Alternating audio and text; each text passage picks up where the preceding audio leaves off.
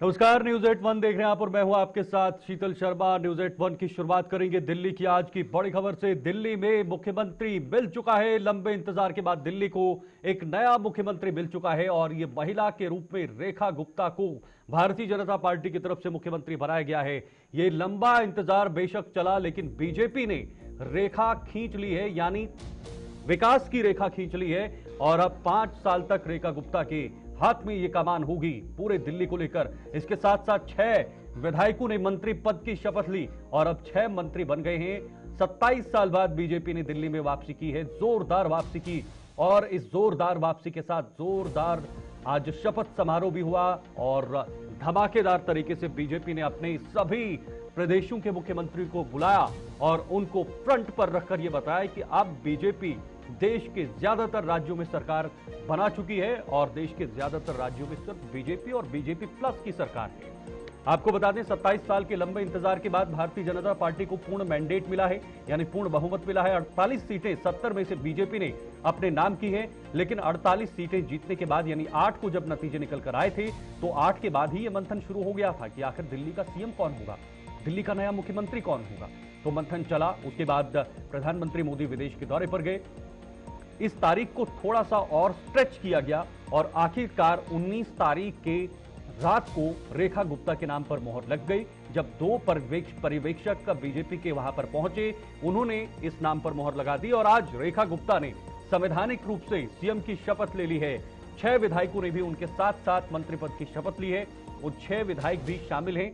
इसमें प्रवेश वर्मा का नाम भी आ रहा है, आशीष सूद का नाम भी है और भी कई सारे ऐसे लोग हैं जिन्होंने मंत्री पद की शपथ ली है। कपिल मिश्रा को भी इसमें जगह दी गई है और साथ साथ कुछ और नाम भी है जो मंत्री पद की इस लिस्ट में हैं।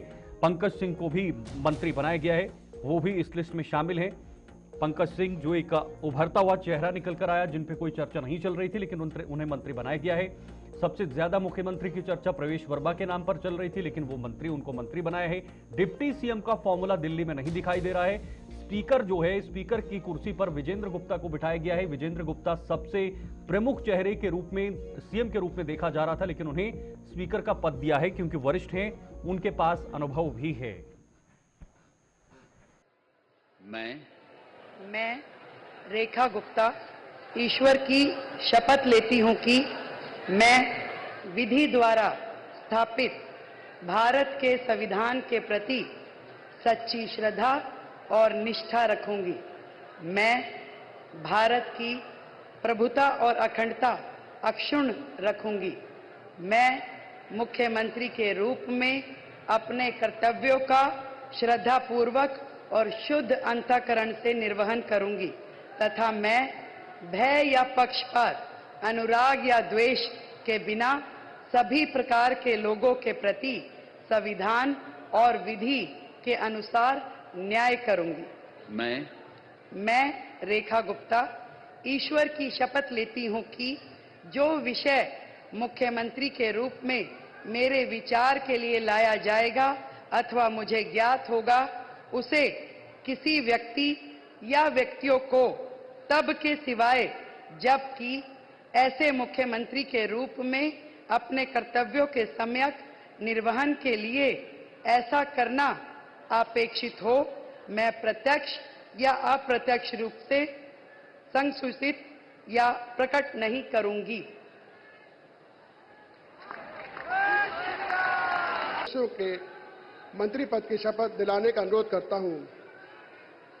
श्री प्रवेश साहिब सिंह।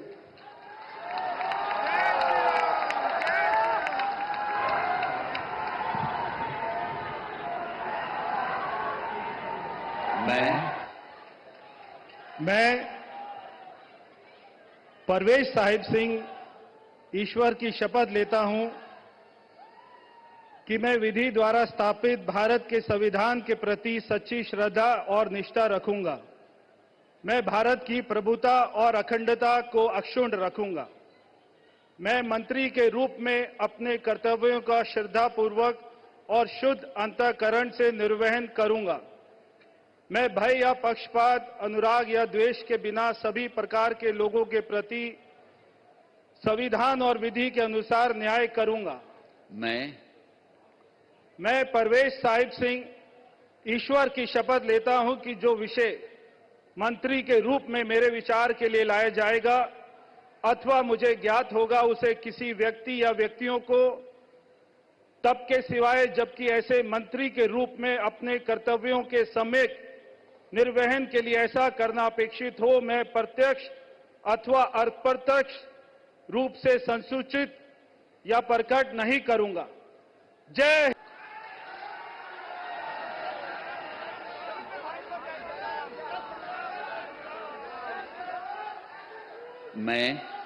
मैं आशीष सुशीला मदन गोपाल सूद ईश्वर की शपथ लेता हूं कि मैं विधि द्वारा स्थापित भारत के संविधान के प्रति सच्ची श्रद्धा और निष्ठा रखूंगा। मैं भारत की प्रभुता और अखंडता को अक्षुण्ण रखूंगा। मैं मंत्री के रूप में अपने कर्तव्यों का श्रद्धापूर्वक और शुद्ध अंतःकरण से निर्वहन करूंगा तथा मैं भय या पक्षपात, अनुराग या द्वेष के बिना सभी प्रकार के लोगों के प्रति संविधान और विधि के अनुसार न्याय करूंगा। मैं आशीष सुशीला मदन गोपाल सूद ईश्वर की शपथ लेता हूं कि जो विषय मंत्री के रूप में मेरे विचार के लिए लाया जाएगा अथवा मुझे ज्ञात होगा उसे किसी व्यक्ति या व्यक्तियों को तब के सिवाय जबकि ऐसे मंत्री के रूप में अपने कर्तव्यों के सम्यक निर्वहन के लिए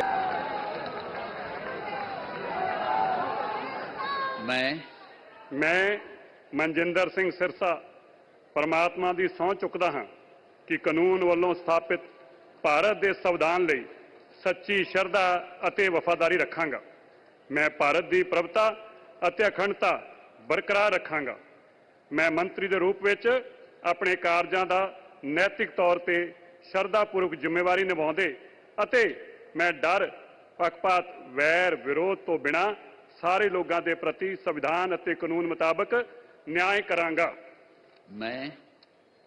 ਮੈਂ ਮਨਜਿੰਦਰ ਸਿੰਘ ਸਿਰਸਾ ਪਰਮਾਤਮਾ ਦੀ ਸਹੁੰ ਚੁੱਕਦਾ ਹਾਂ ਕਿ ਜੋ ਵੀ ਵਿਸ਼ਾ ਮੰਤਰੀ ਦੇ ਰੂਪ ਵਿੱਚ ਮੇਰੇ ਵਿਚਾਰ ਅਧੀਨ ਲਿਆਂਦਾ ਜਾਏਗਾ ਜਾਂ ਮੈਨੂੰ ਪਤਾ ਹੋਏਗਾ ਉਸ ਨੂੰ ਕਿਸੇ ਵਿਅਕਤੀ ਜਾਂ ਵਿਅਕਤੀਆਂ ਨੂੰ ਜਦੋਂ ਤੱਕ ਅਜਿਹਾ ਵਿਸ਼ਾ ਮੰਤਰੀ ਦੇ ਰੂਪ ਵਿੱਚ ਆਪਣੀਆਂ ਜ਼ਿੰਮੇਵਾਰੀਆਂ ਨਿਭਾਉਂਦੇ ਹੋਏ ਲਾਜ਼ਮੀ ਨਾ ਹੋਵੇ मैं सीधे या असिधे रूप ਵਿੱਚ ਕਿਸੇ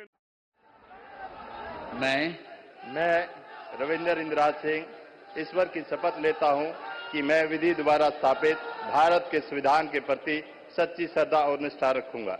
मैं भारत की प्रभुता और अखंडता अक्षुण्ण रखूंगा। मैं मंत्री के रूप में अपने कर्तव्यों का श्रद्धापूर्वक और शुद्ध अंतःकरण से निर्वहन करूंगा तथा मैं भय या पक्षपात, अनुराग या द्वेष के बिना सभी प्रकार के लोगों के प्रति संविधान और विधि के अनुसार न्याय करूंगा। मैं रविंदर इंद्राज सिंह ईश्वर की शपथ लेता हूं कि जो विषय मंत्री के रूप में मेरे विचार के लिए लाया जाएगा अथवा मुझे ज्ञात होगा उसे किसी व्यक्ति श्री कपिल मिश्रा।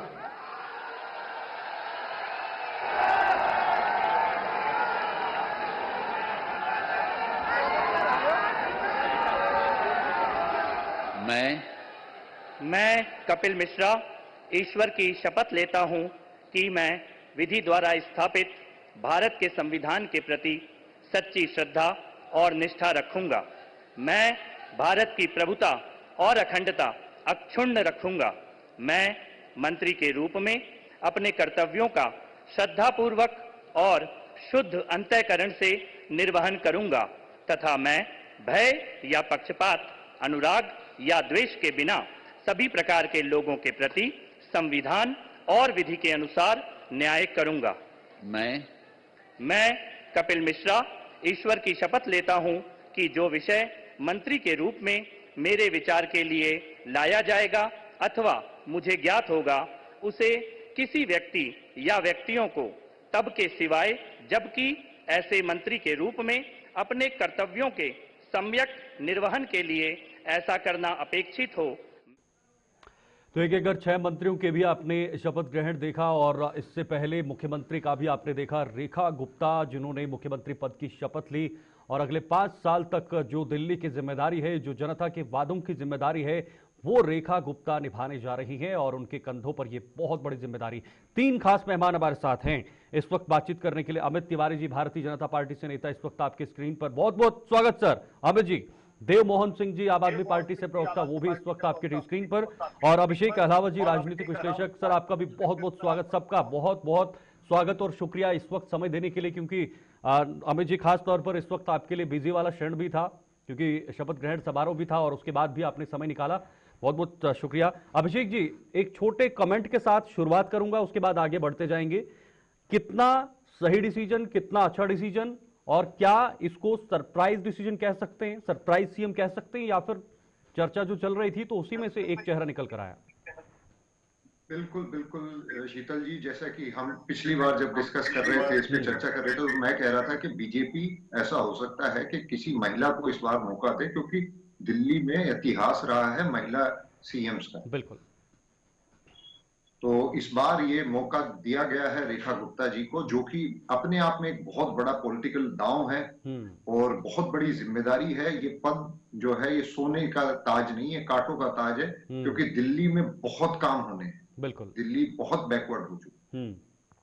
और अभिषेक जी, अब ज्यादा चुनौतियां होंगी क्योंकि अब डबल इंजन की सरकार है, ट्रिपल इंजन की सरकार समझिए। ये एलजी भी इन्हीं के हैं, सेंटर की गवर्नमेंट भी इन्हीं की है, दिल्ली की गवर्नमेंट भी इन्हीं की है। और थोड़े दिन बाद मेरे को ऐसा लगता है कि ये जो म्युनिसिपल कॉर्पोरेशन के जो एमसीडी के इलेक्शन होंगे उसमें भी बीजेपी स्वीप कर देगी, मेरे को ऐसा लग रहा है। ठीक है, okay okay okay. Amit ji, इनकी ज्यादा है। ठीक है सर। अमित जी, बहुत बहुत मुबारकबाद है आपको। दिल्ली में आपने सरकार बनाई 27 साल के बाद, इस लंबे इंतजार के बाद आप दिल्ली में वापस लौटे हैं। अब बहुत जिम्मेदारियां हैं सर। अब जब आम आदमी पार्टी की सरकार थी तो आप कहते थे कि भाई दोनों के बीच का तालमेल नहीं बन रहा है, समन्वय नहीं बन रहा है, जिस वजह से काम नहीं हो पा रहे हैं। अब जबकि आज शपथ ग्रहण समारोह हो गया है, एक टीम बन गई है, बॉडी बन गई है, और खबरें ये भी आ रही हैं कि आज शाम कैबिनेट मीटिंग भी होगी और यमुना दर्शन के लिए भी कैबिनेट जा रहा है। जी, सबसे पहले तो धन्यवाद मुझे बुलाने के लिए और समय देने के लिए। जी देखिए, आज की ये जो जीत है दिल्ली में, ये भारतीय जनता पार्टी की जीत तो है ही, लेकिन अगर आप देखें तो ये असत्य पर सत्य की जीत। अगर आप ये देखें तो पिछले 10 साल का जो झूठ, छल, प्रपंच, उसके ऊपर निश्चल और कर्मठ राजनीति की जीत। ठीक है। और महिला, आपने कहा कि महिला मुख्यमंत्री के तौर पर रेखा जी को मौका दिया गया। देखिए, अगर हम बात करते हैं वुमेन एम्पावरमेंट की, तो आप हमारे पॉलिसीज में देख लीजिए किस तरीके से वो वुमेन लेड होती हैं। हमें जब मौका मिलता है 27 साल के बाद, तो हमें भरोसा भी उसी नेत्री पे होता है, उसी महिला पर होता है जो कि पार्टी को एक आगे लेकर चल सकती है। तो ये दिखलाता है कि पार्टी किस हिसाब से सिर्फ बोलने में ही नहीं, वुमेन एम्पावरमेंट सिर्फ कहना ही नहीं है, उनको पॉलिसीज के थ्रू और जब मौका मिलता है तब उनको किस तरीके से एम्पावर करके उन्हें एक ऐसी जिम्मेदारी देती है ताकि वो आगे बढ़कर पूरे के पूरे प्रदेश को और देश को लीड कर। ठीक है, लेकिन ये अमित जी, ये शायद मुझे लगता है कि दिल्ली के लिए नया नहीं है सर। दिल्ली में इतिहास रहा है जहां पर महिला मुख्यमंत्री रह चुकी हैं। इससे पहले आतिशी भी महिला मुख्यमंत्री थी, शीला दीक्षित 15 साल मुख्यमंत्री रही। निश्चित तौर पे शीतल जी, आपकी बात 100% सही है, ये इतिहास रहा है, लेकिन ऐसा जरूरी नहीं था कि कोई और मुख्यमंत्री नहीं हो सकता। हमारे जितने भी 48 विधायक जीत कर आए हैं, सभी के सभी सक्षम हैं, सभी के सभी बहुत ही कर्मठ हैं और सभी के सभी लीड करने के लिए तैयार हैं। लेकिन अगर आपने अपने पॉलिसीज में अगर वुमेन एम्पावरमेंट को जगह दी है, तवज्जो दी है, अपनी बातचीत में उसको दी है, तो ये करते हुए आपको दिखना चाहिए। और आज की जो चयन है, ये जो चयन है दिल्ली के लिए, दिल्ली के मुख्यमंत्री के लिए, ये उस दिशा की ओर बहुत बड़ा कदम है।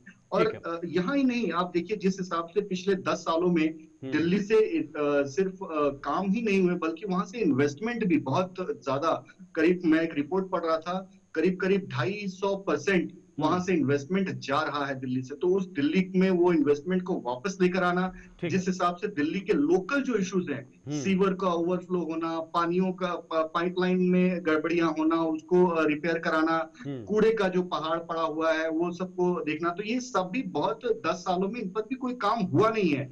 यमुना जी की सफाई एक बहुत बड़ा हमारे लिए चैलेंज का विषय है, क्योंकि इन 10 सालों में अगर कुछ काम होता तो तो आप उसे आगे बढ़ा सकते थे। लेकिन जब 10 साल में कुछ हुआ ही नहीं, सिर्फ और सिर्फ एलजी के ऑफिस में जाकर आपने देखा होगा वो तस्वीरें कि किस तरीके से अरविंद केजरीवाल, मनीष सिसोदिया, सत्येंद्र लेकिन सब जाकर एक बहुत बड़ा वहां पर लेटे आरोप हुए सर हैं। सरकार बनाने से पहले निकलकर सामने आ रहा था। जब यमुना की सफाई शुरू की थी तो विपक्ष कह रहा था कि भाई जब सफाई एलजी के हाथ में है तो पहले क्यों नहीं हो पाई थी, पहले भी हो जानी चाहिए थी, उसके लिए किसने रोका था? निश्चित सरकार तौर बनी पे, नहीं थी। लेकिन वही मैं बताने का प्रयास कर रहा हूं शीतल जी की आपने 10 साल की जो राजनीति देखी, वो झूठ की राजनीति देखी, प्रपंच की राजनीति देखी और रोड़ा अटकाने की राजनीति देखी। आपने एनआरकी वाली राजनीति देखी। जो अरविंद केजरीवाल कहते थे कि हम तो आंदोलन से निकल कर आए हैं, आंदोलन करना ही छोड़ देंगे, तो कैसे हम आगे बढ़ेंगे? तो वो जो आंदोलन, हर बात पे झगड़ा करना, हर बात पे, तो वो उनका एक प्रैक्टिस में आ गया था। तो इस वजह से काम हम तो चाहते हैं कि अभी जो यमुना जी की सफाई अभी भी आज से पहले केयर टेकर मुख्यमंत्री तो आतिशी जी ही हैं। हम तो चाहते थे कि वो इसका श्रेय ले कि यमुना जी की सफाई हो रही है, लेकिन वो भी नहीं लेना उनको। पावर कट हो रहा है वो। मैं जवाब ले लेता हूं सर आपका देवमोहन जी से। देवमोहन जी, अभी तक अमित जी ने कहा कि भाई ये छल की जीत हुई है, जो पिछले 10 साल में सरकार रही उन्होंने कुछ भी नहीं किया, यमुना को लेकर या बाकी अन्य काम को लेकर कुछ भी नहीं किया। क्या वाकई में आपकी सरकार या आपके मंत्री या आपके मुख्यमंत्री रोड़ा अटका रहे थे काम के बीच में, या एलजी को काम नहीं करने दे रहे थे? ये एक मैसेज समझा जा सकता है। दूसरा सवाल, इस कैबिनेट से आप कितना संतुष्ट हैं? आम आदमी पार्टी का क्या कहना है इस पूरी कैबिनेट को लेकर जो अभी गठन हुआ है, शपथ ग्रहण समारोह हुआ है? को बहुत बहुत बधाई, उन्होंने नया मुख्यमंत्री, नई कैबिनेट का गठन किया है जी। और रेखा जी को दिल से बधाई, मुख्यमंत्री पद की शपथ ली उन्होंने। मैं अभी अमित तिवारी जी को सुन रहा था। ये आज एक बड़ा अच्छा दिन है लोगों के लिए कि आज एक नया मुख्यमंत्री मिला है। बिल्कुल। और आज के दिन ये जिस तरीके की झूठ बात फैलाने का काम कर रहे हैं, आज के दिन को तो कम से कम छोड़ देते तिवारी जी। देखिए, पिछले 10 सालों में आम आदमी पार्टी ने बिजली, पानी, शिक्षा, स्वास्थ्य, क्रांतिकारी बदलाव किए हैं इनमें, क्रांतिकारी। वर्ल्ड एजुकेशन रैंकिंग में टॉप 20 विद्यालयों में दिल्ली सरकार के 7 स्कूल आए हैं, पूरे देश से कोई और स्कूल नहीं आया। इनकी 22 राज्यों में सरकार है। ये वादा करने के बाद वादा फरामोशी करने में माहिर हैं। इन्होंने उड़ीसा में कहा था 300 यूनिट बिजली फ्री देंगे। आज पहली कैबिनेट मीटिंग के बाद डिप्टी सीएम ने आके बोल दिया हमें नहीं आता, हम नहीं दे पाएंगे। कहीं इन्होंने 450 रुपए में, 500 रुपए में सिलेंडर देने का काम किया हो तो बताइए। आपने पंजाब में कहा था कि 1000 रुपए महिलाओं को देंगे सर, पंजाब में आम आदमी पार्टी ने वादा किया था। तो हम देंगे ना, हम देंगे। पंजाब में वोट मांगने नहीं जाएंगे यदि हम नहीं देंगे 1000 रुपए महिलाओं को। हमने 5 साल का वादा किया है। हमने इनकी तरह नहीं कहा कि पहली कैबिनेट में। देखिए, थोथा चना बाजे घना, सिर्फ झूठ बोलने वाले। तो मतलब सर 5 साल के लिए वोट मांगेंगे, उसके बाद काम नहीं करेंगे और उसके बाद वोट नहीं मांगेंगे, ये कहना आपका सर? सुन लीजिए। मैं वही बताने की कोशिश कर रहा हूं कि आज के दिन को ये बख्श देते, मुझे ऐसा लग रहा था कि जश्न मनाने का दिन है, उसमें भी झूठ बोल दिया इन्होंने। दिल्ली की जनता जानती है कि अरविंद केजरीवाल जी ने क्या काम किया है। इनके प्रधानमंत्री ने बोला था कि जन कल्याणकारी योजनाएं जो अरविंद केजरीवाल ने लागू की हैं वही हम करेंगे। समझ गए आप इसका मतलब? तिवारी जी, आप भी जाके अपना मैनिफेस्टो पढ़ लीजिएगा, उसमें बहुत अच्छे से नीचे लिखा हुआ है, मोदी की गारंटी है, आप लोगों ने बताया है। हम अब ये बता रहे हैं कि दिल्ली की जनता ने आपसे सिर्फ 2% वोट कम दिए हैं और हमें विपक्ष में बैठने का मैंडेट दिया है। तो मतलब देवमोहन जी, क्या आपकी योजनाओं को बीजेपी को जारी नहीं रखना चाहिए था? क्या आपकी योजनाएं उस काबिल नहीं है पिछले 10 साल में जो आपने लागू की हैं? आपको अपनी योजनाओं पर शक है सर? अगर वो कह रहे हैं कि कंटिन्यू करेंगे। नहीं, हमें शक नहीं है जी। हम तो कह रहे हैं, ये कह रहे हैं कि बिजली हम 200 यूनिट देते थे। इन्होंने पहली कैबिनेट के 3 वादे किए हैं। मैं तो चाहूंगा कि ये पहली कैबिनेट बिठाएं और उन वादों पे इम्प्लीमेंटेशन करें। महिलाओं के लिए 2500 रुपए की सम्मान राशि, सुन लीजिए। और ये बिजली का जो हम 200 यूनिट फ्री देते थे, इन्होंने 300 यूनिट फ्री का वादा किया है, वो कर दें। और सिलेंडर होली दिवाली पे फ्री देना है। होली आ ही रही है, 1 महीने के अंदर होली भी आ जाएगी, तब से 500 रुपए में गैस सिलेंडर कर दें। उसके अलावा तो बड़े वादे हैं, 10 लाख रोजगार देंगे ये दिल्ली वालों को। ठीक है। और आप लोगों के लिए भी है, पत्रकारों के लिए भी है, 10 लाख का इंश्योरेंस देंगे ये पत्रकारों को और वकीलों को। वो सारी चीजें हम देखेंगे। हमें जनता ने अपनी आवाज बनाया, हम इनसे पूछेंगे। आप ही लेकिन कुछ कर देते ये जो देवमोहन बैठ जी के आज के दिन पत्रकारों पे के ये लिए। कह रहे हैं कि 10 सालों में हमने काम नहीं किया, ये अपना जाके मैनिफेस्टो पढ़े, यही बता रहे हैं कि हमने काम किया है, उसी को कंटिन्यू करना चाहते हैं। अब करेंगे कि नहीं करेंगे ये हम देखेंगे, आगे बताते रहेंगे समय समय पे। ठीक है, लेकिन जो इन्होंने वादे और जगह किए थे वो इन्होंने नहीं किए, वादा फरामोश है ये लोग। जी देव जी, पहले ये भी तो साफ कर दीजिए, आपका नेता कौन होगा सर? विपक्ष का नेता कौन होगा? देखिए, वो तो विधानसभा पहले दिन लगेगी, हम अपना विपक्ष का नेता दे देंगे। हम थोड़ी देरी करवा रहे हैं, हमने तो चुन लिया है। विधानसभा में जो उसका कानूनी प्रोसीजर होता है, संवैधानिक प्रोसीजर होता है, बता भी दीजिए होगा सर, जिस दिन हम बता भी दीजिए सर। आज सीएम भी मिल गया और विपक्ष नेता प्रतिपक्ष भी मिल जाएगा, बोल दीजिए ना। भाई इसकी प्रक्रिया होती है ना जी। जिस दिन विधानसभा के सेशन जब होगा हम बता देंगे, रिवील कर देंगे। अब आपके चैनल पे थोड़े रिवील करेंगे। ठीक है, महिला होगी या पुरुष ही होगा, ये बताइए। और ये भी नहीं है कि हम लेट करेंगे। ओके, सुनिए, कोई महिला होगी या पुरुष ही होगा जिस सर? दिन प्रक्रिया इनको फॉलो करनी है। ओके, जिस दिन ये फॉलो करेंगे हम उस दिन बता देंगे। ठीक है, ठीक है। जल्दी से जवाब अमित जी, फिर अभिषेक जी आपके पास भी आऊंगा। अमित जी। विडंबना है, आम आदमी पार्टी के प्रवक्ता यहाँ पर बैठ के ये कह रहे हैं कि उनकी वादों पर हम जीत कर आए हैं, पर वो हार गए।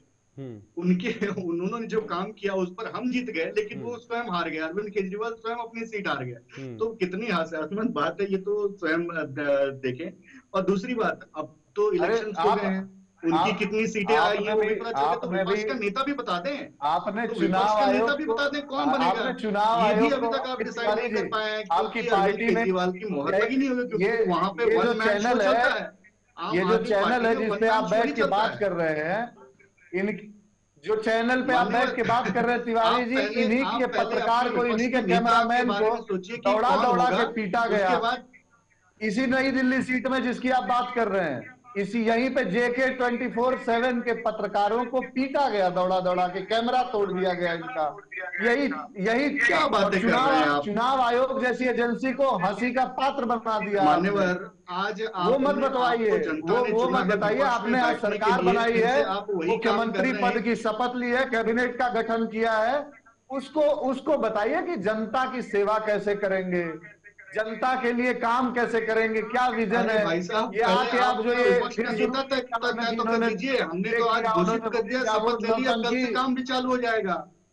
आप अपना बताइए ना, आपका विपक्ष का नेता कौन होगा? उसी पे बात करिए। क्या कोई कठपुतली होगा? आप लोगों का, आपने कठपुतली सीएम बनाया आप लोगों को काम करना आता है, या कोई काम करना आता है कि आप खाली विपक्ष से भी सवाल पूछना शुरू कर देना चाहते हैं? आप लोग बताइए। आप लोग सत्ता में आने के बाद विपक्ष से सवाल पूछने का काम करते हैं। अरे काम करके दिखाइए, जनता को बताइए क्या विजन है, कैसे काम करेंगे, महिलाओं को, समान राशि महिलाओं की सुरक्षा निर्धारित करनी है आपको, ये सारी चीजें बताइए। यहाँ आके पहले दिन कैबिनेट का गठन हो रहा है, उसमें आके आप लड़ रहे हैं, चलिए बोलने दीजिए, 10 साल में। देवमोहन जी बोलने दीजिए, आप बंद कर दीजिए। ठीक है, देवमोहन जी बोलने दीजिए, जरा कम से कम बंद कर दीजिए, इनको बोलने दीजिए ना, अपना समय पूरा लेने दीजिए। बोलिए अमित जी। शीतल जी, मैं ये कह रहा था, इनका मैं 10 सेकंड दीजिएगा। मैं ये कह रहा था कि देखिए, ये झूठ बोलना इनकी राजनीति का एक हिस्सा है, तो ये हर जगह जाके वही करते हैं। इनको तो आज ये बताना चाहिए था कि इनका जो विपक्ष का नेता होगा वो कोई कठपुतली होगा या सही में कोई जो अपने पैरों पर अपने डिसीजंस लेने वाला कोई मंत्री होगा। कहीं देखा जाए कि कोई बोलने किसी को बना दिया, फिर आवाज आने लगी। ठीक है, कठपुतली है, असली ठीक है। मुझे ब्रेक पर जाना पड़ेगा अमित जी, मुझे ब्रेक पर जाना पड़ेगा। अभिषेक जी, उसके बाद लौटता हूं आपके पास। एक वक्त फिलहाल एक बहुत छोटे से ब्रेक का है, आप बने रहिए, फौरन लौटते हैं।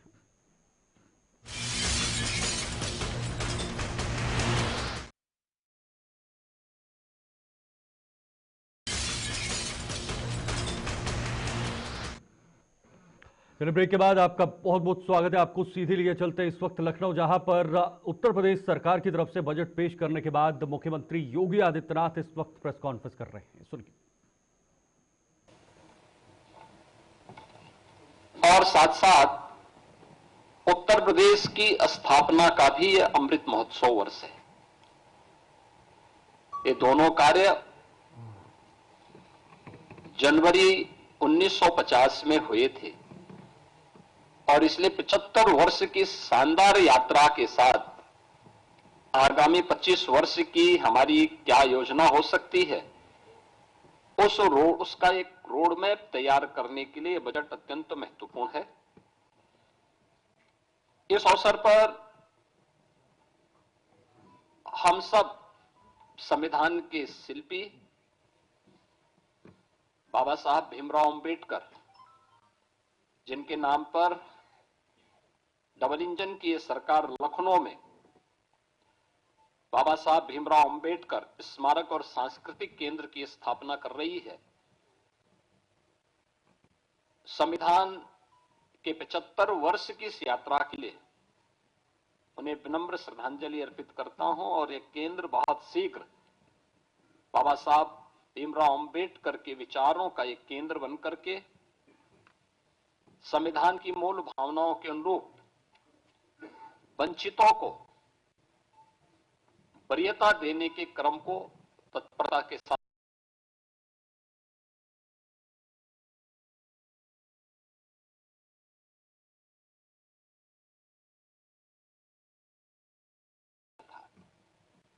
आपने देखा होगा एक्सप्रेस वे में जो उत्तर प्रदेश की भागीदारी बहुत कम थी, आज गंगा एक्सप्रेस वे के पूर्ण होने के साथ ही उत्तर प्रदेश की भागीदारी देश के अंदर इंफ्रास्ट्रक्चर एक्सप्रेस वे में 55% से अधिक हो जाएगा। औद्योगिक विकास की दृष्टि से उत्तर प्रदेश का पहला इन्वेस्टर समिट भी हम लोगों ने 2018 में यहां पर संपन्न किया था और उस दृष्टि से 2018-19 का ये बजट हम लोगों ने प्रदेश की जनता को समर्पित किया था।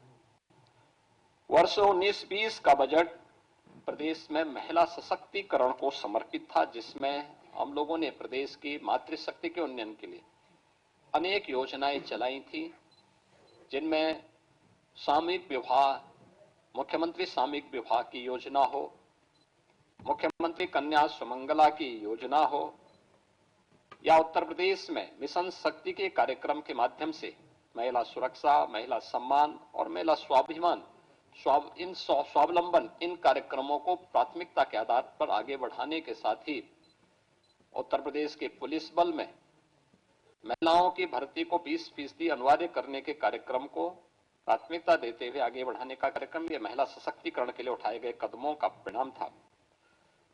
वर्ष 2020-21 का बजट हम लोगों ने उत्तर प्रदेश के युवाओं को और उनके लिए अधिक से अधिक एम्प्लॉयमेंट बढ़ाने के लिए समर्पित किया था और इसमें 2 करोड़ युवाओं को टैबलेट और स्मार्टफोन के माध्यम से तकनीकी दृष्टि से सक्षम बनाने के कार्यक्रम को आगे बढ़ाने, अनेक अन्य कार्यक्रमों को इस दृष्टि से हम लोगों ने प्रदेश की जनता जनार्दन के लिए समर्पित, युवाओं को समर्पित किया था।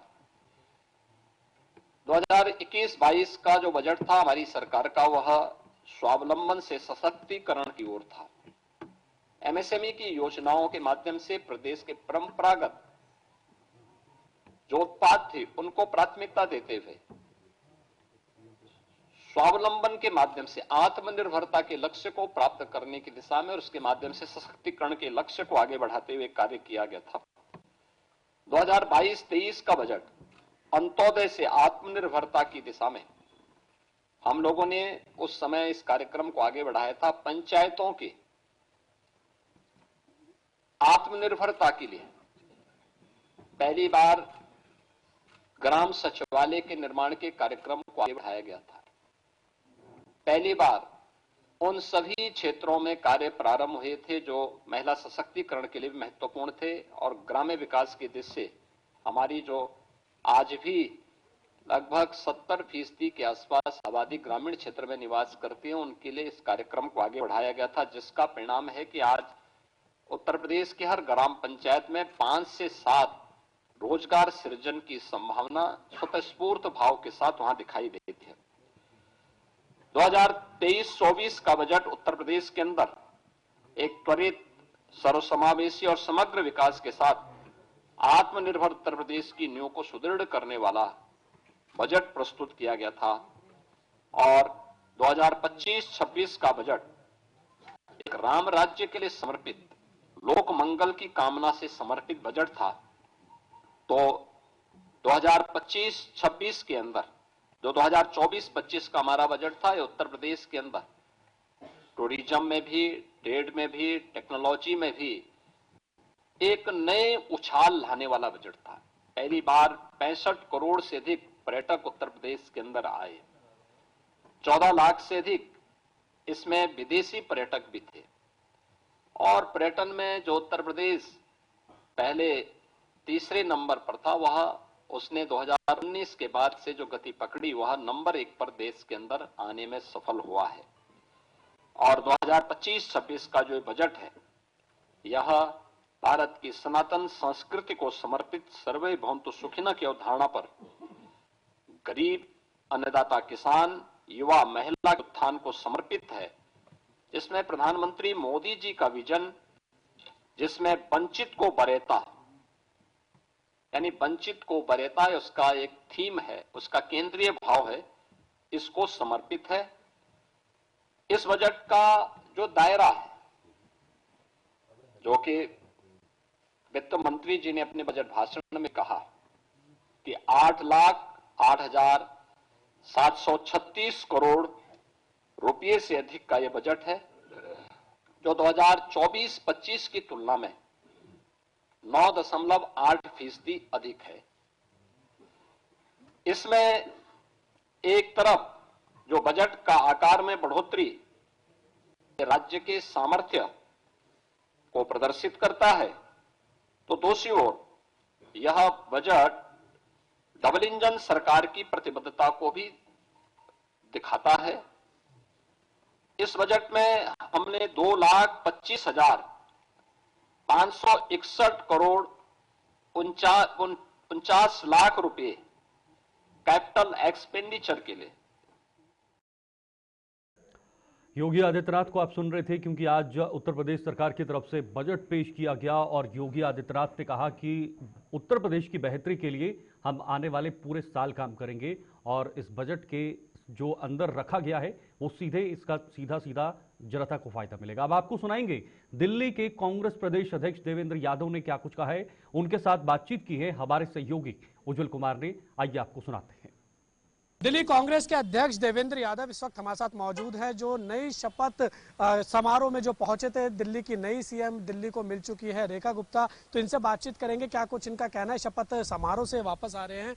देवेंद्र जी, गए थे आप शपथ ग्रहण समारोह में, क्या कुछ रहा वहां पर, क्या देख के आए? देखिए, सरकारी प्रोग्राम था, इनविटेशन आया था, हम पहुंचे थे और रेखा जी जो एक महिला भी हैं जिनको मुख्यमंत्री के रूप में शपथ दिलाई गई, मैं उनको शुभकामनाएं दी हैं और यही उम्मीद की है कि जो वादे भारतीय जनता पार्टी ने किए थे उनको वो पूरा कर पाएंगी। जो भी सकारात्मक हमसे मदद चाहिए हम उसके लिए तैयार हैं, लेकिन साथ के साथ वो तैयार रहें कि दिल्ली की जनता के जो उम्मीदें हैं उन पे अगर खरा नहीं उतरने का काम करते या उनका जो समस्याएं हैं दिल्ली की उनको पूरा नहीं कर पाएंगे तो हम विरोध भी और समय समय पर उनको जगाने का काम भी करेंगे। सर, उनका एक बयान भी सामने आया जिसमें उन्होंने कहा कि जो शीश महल है उसको मैं म्यूजियम बनाऊंगी ताकि दिल्ली के लोग जाकर वहां पर देखें। देखते हैं वो क्या आगे उनकी अपनी प्रायोरिटीज हो सकती हैं, लेकिन मुझे ये लगता है कि आज उनकी प्रायोरिटीज ये होनी चाहिए कि दिल्ली की कौन से रुके हुए प्रोजेक्ट्स हैं उनको शुरू किया जाए, महिलाओं को कैसे सशक्त कर सकती हैं उसके बारे में सोचना चाहिए उनको। मैं तो मानता हूँ कि शीला जी से प्रेरणा लेनी चाहिए, जिन्होंने 15 साल दिल्ली में सीएम के रूप में काम किया और दिल्ली को नई ऊंचाइयों तक पहुंचाने का काम किया। तो अब ये छीटाकशी से उठकर और आपसी खेल से हटकर मुझे लगता है कि उनको दिल्ली के डेवलपमेंट के लिए सोचना चाहिए और उसकी तरफ अपने कदम बढ़ाने चाहिए। आखिरी सवाल सर, यमुना पे जो मुद्दा हमेशा आप लोग भी जो है वो लड़ते रहे, बीजेपी भी जो है वो कहीं ना कहीं लड़ती रही, और अब आज जब शपथ ग्रहण हो चुका है, नई सरकार अस्तित्व में आ चुकी है, तो आज एक तो कैबिनेट की बैठक होने वाली है, जो दिल्ली सरकार में मंत्री बने हैं, उसके साथ वो शाम को यमुना पर जाने वाले हैं। इसको कैसे? अच्छी बात है, जाएं, सिर्फ जाएं नहीं, उसकी सफाई के लिए क्या आपका पास प्लान है उसको जल्दी से एग्जीक्यूट करने की जरूरत है। लंबा सफर है शुरुआत, लेकिन अगर आप यमुना जी से करना चाहते हैं तो अच्छी बात है, शुभकामनाएं हमारी। देखिए, उम्मीद लोगों ने की है। अब काम होना नहीं होना सरकार की मंशा के ऊपर बहुत ज़्यादा डिपेंड करता है, लेकिन हम एक विपक्ष की भूमिका पहले भी निभाते रहे हैं।